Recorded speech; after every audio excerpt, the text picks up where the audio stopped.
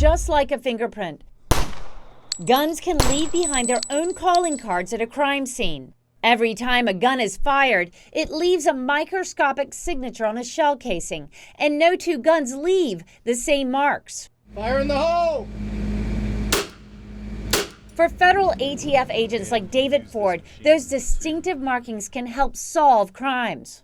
When you start getting hits, which are matches from one crime scene to the next, you can actually see a pattern of criminal use of that firearm throughout a geographical area, even as far as nationwide. But to make those connections requires high-tech help, and that's not easy to find in small rural police departments across this country.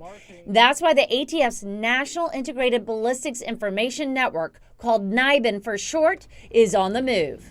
These mobile labs are an opportunity for local law enforcement like Beaufort County Sheriff's Office to enter their firearm evidence into the NIBIN system in real time rather than waiting weeks or even months.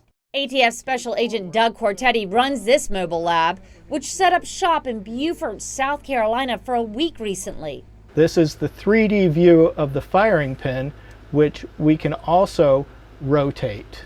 When he zeroed in on the unique marks, he then uploads a picture of the shell casing to the NIBIN National Nerve Center in Huntington, Alabama, where one case can be compared to millions of others in their database. Here, you can see a perfect match.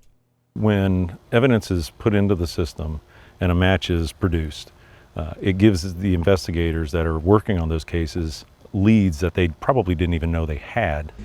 Right now, NIBIN has some 45 million images. That data has helped to generate more than 300,000 criminal leads for investigators nationwide, with nearly a third of those turning into direct hits. This is basically a nameless witness.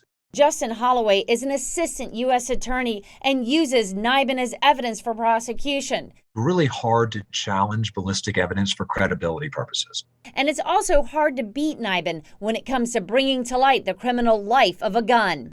There are currently 240 NIBIN sites in law enforcement agencies across the country, and the ATF is shooting for more. But for now, these mobile labs are getting this sophisticated crime-fighting tool into more hands and helping to put more criminals behind bars. For Spotlight on America, I'm Anne Emerson.